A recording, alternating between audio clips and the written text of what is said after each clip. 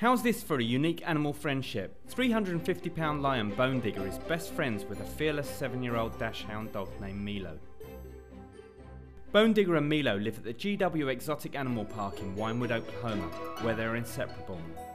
Animal handler John Reike, who lost both legs after a bungee jumping accident, works at the zoo, where he's witnessed a bond develop between the unlikely duo. Brave Milo even serves as Bone Digger's dentist, fearlessly giving him a personal cleaning session.